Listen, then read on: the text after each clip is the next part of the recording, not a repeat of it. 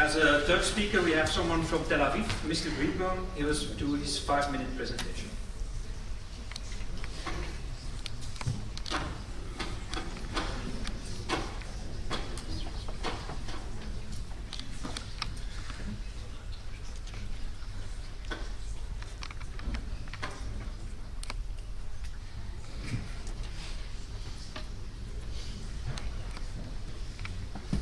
Okay, just a few words, flying all the way from Tel Aviv, so I'm very excited to stand here today after flying the whole way from Tel Aviv in order to share with you the initial findings of my PhD project, on which I have been spending 2 weekly days for the last 4 years. My name is Tzvika. I'm a physicist since 2004, and an orthopedic manual therapist since 2006. After graduating a master's degree from University of South Australia. In Australia, I fell in love with investigating and treating people with craniocervicomandibular dysfunctions. So that leads us to the question, is there association between impairments of the upper cervical spine and the temporomandibular disorders? So first of all, before starting our study, we knew some things. Yeah, the research shows us some things, and some gaps that we don't know. So these are the gaps, the main gaps that our systematic review could identify. First of all, is it more the upper neck or lower neck involved in temporomandibular disorder patients? Secondly, we haven't subgrouped the TMD patients. So we have myogenic TMD patients, we have discogenic TMD patients, we have arthrogenic TMD patients, but until recently, no study could actually differentiate between the subgroups in terms of cervical spine dysfunctions. The prevalence of cervicogenic headache is another question. How prevalent, what is the actual prevalence of cervicogenic headache among patients with TMD? No study up to date that I could identify looked at that. And the causation between the two, who is the egg, who is the chicken? The mechanism of connection, what exactly is the connection? Is more dysfunction connection? Is more pain-related connection between the two disorders? And the postural connection is a big question. Some studies could show some association between forward head position and temporomandibular disorder, and other studies could not find the connection. So firstly, we started with a pilot study that could actually demonstrate that patients with TMD are limited in the flexion rotation test, but are not limited in other physiological range of motion. That means we concluded, and we published in the Manual Therapy Journal, we concluded that the upper neck is probably more involved than the lower neck in temporomandibular disorder. So that was just a small snapshot before we started our project.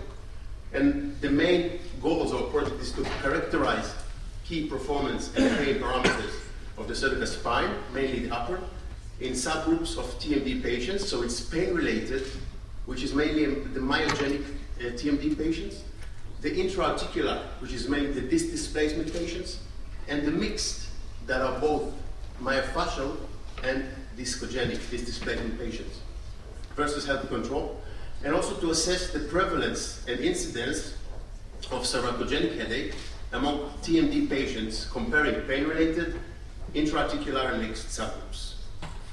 So we are aiming to get up to more than 30 pain-related TMD patients, and more than 30 discogenic TMD patients, and more than 30 mixed patients, and also more than 30 healthy controls.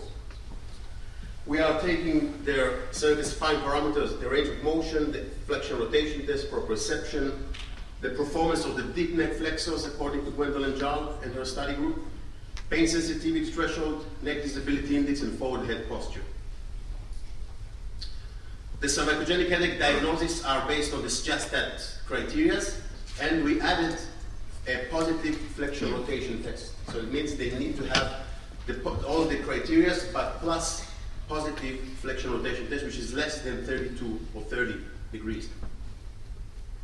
The TMD parameters are the diagnosis of TMD, the pain parameters of TMD, composite pain index is one of them, mouth opening, protrusion, lateral exertion, and some pain scales and axis 2 scales. So the major preliminary findings shows us that the prevalence of cervicogenic headache is higher in the pain-related and the mixed TMD. Is higher in the pain-related and mixed TMD compared to the intra-articular and healthy controls. We could actually see that up to 43% of patients with mixed disorder also fulfill the criteria of cervicogenic headache, and no patient in our displacement group fulfill the criteria. It's very similar to the healthy control. And also, all the cervicogenic headache patients had a correlation between the dominant side of cervicogenic headache and the dominant side of the temporomandibular disorder. So it's 100% correlated until now.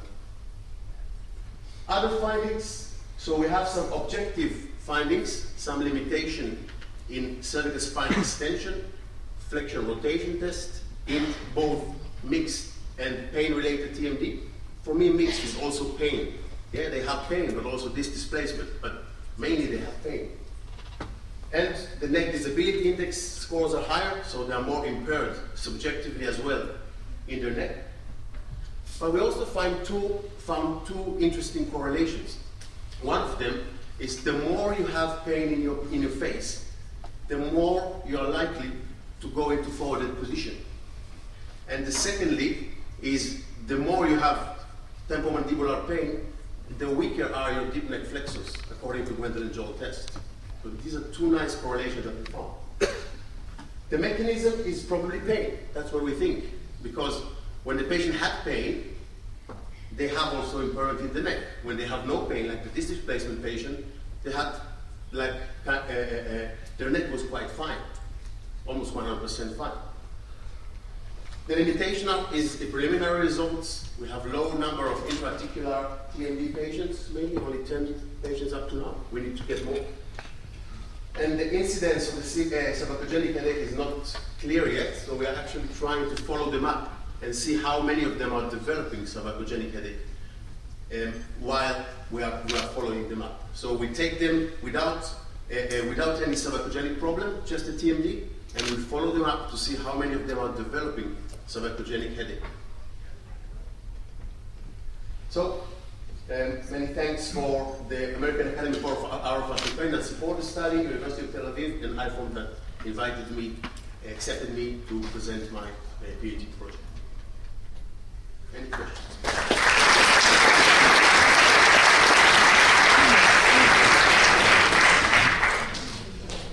Any questions from the audience? I just have a small question. How do you make the distinction between someone with a pain-related disorder and intra-articular disorder? Actually, there is a nice criteria, validated criteria of the DC, diagnostic criteria of temporomandibular disorder of dentists. It's mainly if you have pain during function, you have a pain-related TMD. During masticatory function, that's the main criteria. But also they palpate it, and they need to provoke your pain by palpation of masticatory muscles.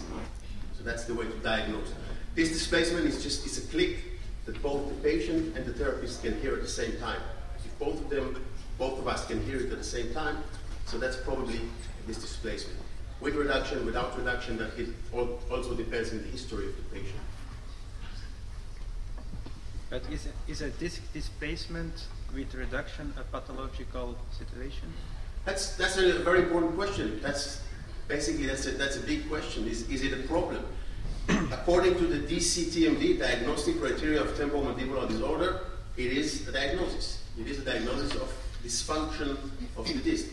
Some of them will get some locking later on. So a minority of them will also tend to get some locking together with this displacement. And the majority will just have clicks. But still, some of them are relating to that and maybe have a perception that it is a problem, and others say, okay, it's just a click, and they even don't seek for help. So it's about the perception of the patient.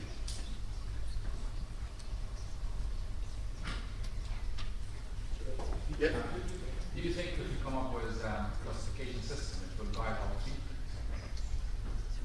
Is that what I'm aiming to do? In general, from your experience? I think that first of all, what we can see here, that when the patients experience pain in their face, they are very likely to be impaired in their neck.